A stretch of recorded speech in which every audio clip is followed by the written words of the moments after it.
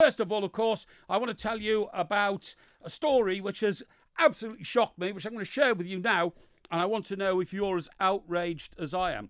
What this is all about, right? What this is about is that we're all in the lockdown nightmare, okay? We all know that, and the lockdown nightmare has been going on now since last March, okay?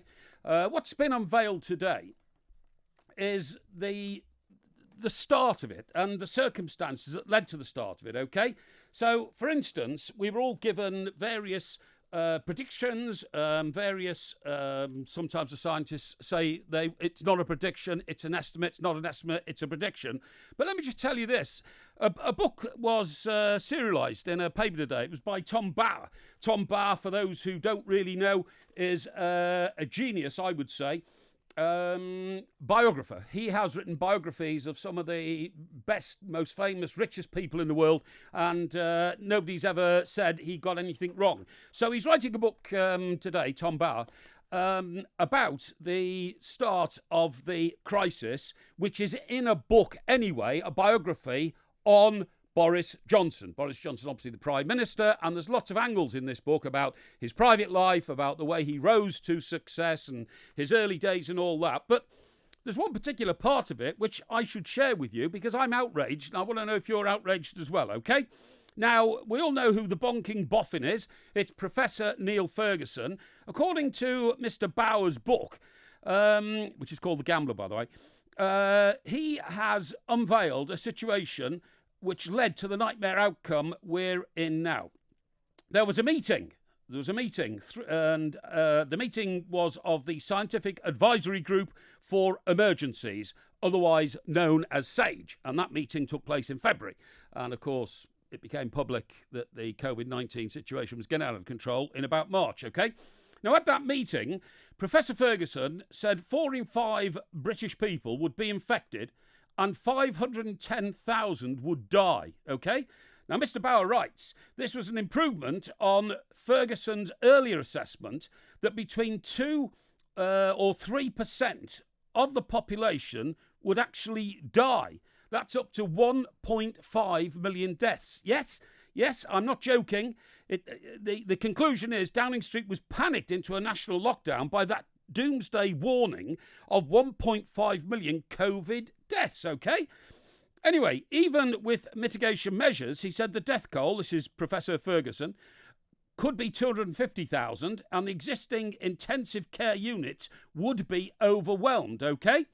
He was told, this is Professor Ferguson, by Stanford University professor, Stanford, of course, in the United States of America, Michael Levitt, who got the pandemic's initial trajectory right. Okay, we're talking about a professor whose predictions have borne truth, okay, and logic.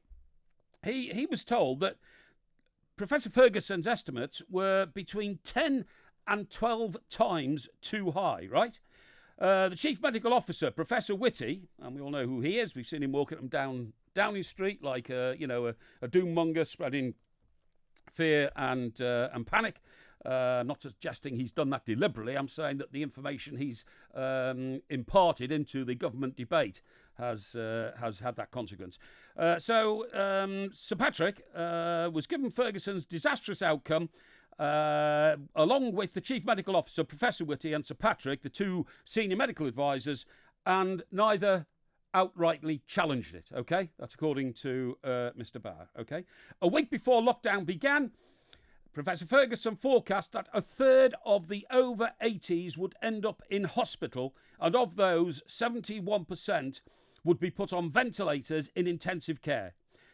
Now, it's now said, this is according to Mr. Bauer, his wild prediction that hospitals would face at least 8 times the usual admittance rate made lockdown all but inevitable. Mr. Ferguson, 51, was made to resign from his advisory position in May this year, let me remind you, after meeting his married lover while he was lecturing the public on the need for strict social distancing. So, having outlined that at some length, folks, what I'm putting to you is this. What I'm putting to you is that have we all been panicked into a situation which now threatens to wreck the national economy. It's already pretty well wrecked a lot of it, but to further wreck the national economy, to absolutely bankrupt this country on the basis of a ridiculous and overblown prediction from the professor I've been talking about, Professor Neil Ferguson. 1.5 million deaths was an initial claim. It was an initial prophecy put forward. It is claimed this morning, okay? And we do know there has been no public revelation about the figure of 1.5 million deaths, but we do know that Professor Ferguson did publicly state, it's on record, there could be up to 500,000 deaths. Way out. It's not even 1/10 of that, fortunately. I mean, I didn't want anybody to die from COVID-19, neither did anybody else. And we have sympathy, I certainly do, and I reach out to every family who's lost somebody to this terrible virus. But what I'm saying is, 10 times as many people should have died, according to this claim this morning, than have. And that has panicked all the politicians who run this country into running scared. Nobody sat down and analysed it and said, look, are we sure about this? Let's look the other way. There is another claim, by the way, in the same manuscript, that Matt Hancock took the early Cobra meetings and digested these figures put to him by the two senior scientists that I've been telling you about this morning, okay?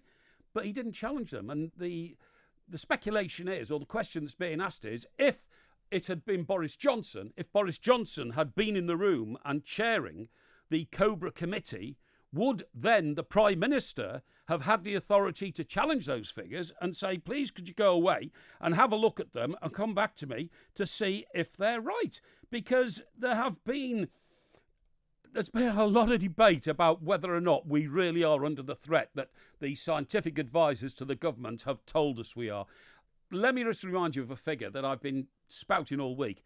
0.01% of the people in this country are affected by COVID. That's right, 0.01%. Not being killed by it, but affected by it, i.e. have either contracted it and are self-isolated or are shielding or whatever. But that's a very, very tiny, small number of people. And for that, we have closed down the economy, virtually closed it down. People tell me, no, don't worry, the economy's bouncing back. In fact, I read what I think is a ludicrous piece just earlier this week saying, the economy's back to 90% effectiveness compared to what it was like before the lockdown. I don't believe that. If British Airways aren't flying a full fleet of aeroplanes, if our pubs are still closing at 10 o'clock at night, and some have never reopened, by the way. As I talk to you here from talkRADIO Towers, we've got a beautiful public house just across the road. Used to obviously be a haunt for fellow professionals in this business. It's never reopened, and it might never reopen, okay? We've spoken to people on the phones on this from this very seat, in this very studio over the last few days, publicans whose pubs will never reopen. So all that damage has been caused to this country. Businesses have gone under, whole industries could go under, and was all this based on a wild and outlandish claim that 1.5 million people would die? Should we have been told that the scientific advice delivered to the government was so special and so good that we had to abide by it? What's the favourite chant from all the politicians who've been dealing with this since the very start? We followed the science. Well, I don't think we should have just followed the science, okay? This doesn't surprise me at all. These are scientists who seem to think that they have the only view on how we should react to a pandemic, and that pandemic has not reached the hundreds of thousands and even initially the millions that it was predicted it would. I think Mr. Johnson, the Prime Minister, should have been more of a chairman in this whole thing. And by that, I mean many areas of life are affected. Yes, you've got to look at the science, and yes, you've got to protect your country from a pandemic that's sweeping through it. But that's only one aspect of it. If you can contain it to a large extent, which we have in this country, then you've got to worry about the economic damage. You've got to worry about the business damage. You've got to worry about the health of other people who have been denied hospital and medical facilities because so much was turned over to treating COVID-19. And by the way, Nightingale hospitals set up all over the country, barely used, okay? Barely used. It never happened like that. And you've got to also consider people's mental health. What about the office blocks which surround Talk Radio Towers? I sit here. Are they back full yet? No, nothing like it. I'm afraid that's another battle we've still got to face to try and get our city centres working again, because city centres are the centre of civilization, literally. The reason we have cities is because people come together, and they come together to socialise, to trade, to swap and exchange ideas on literature, art, you name it. That's what cities are for. And our cities are drained in the city centres because of what's happened here. So I think it's absolutely dreadful. And I put all those figures to you. An initial prediction. It is claimed today that 1.5 million people, right, a doomsday warning, that 1.5 million people could die from COVID-19. It's pathetic and ridiculous. And I want to know whether you out there, the listeners, think like I do, that it was a huge, huge mistake to rely on science alone without considering everything else and without double checking that the scientific predictions held water, because clearly they didn't, because nothing like that has happened, thankfully. Of course, we've lost people. We've already said how sorry we feel for them.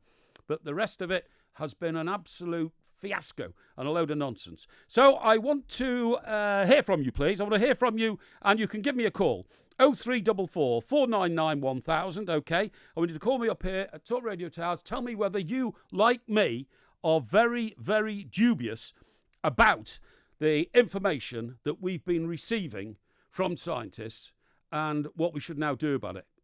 If it was me making the decisions, I'd call a Cobra meeting now and ask for a plan to get Britain back to work, to get working again, and to say that if people want to self-isolate and shield themselves because they feel vulnerable, they should. For the rest of it, we've got to get the economy moving again.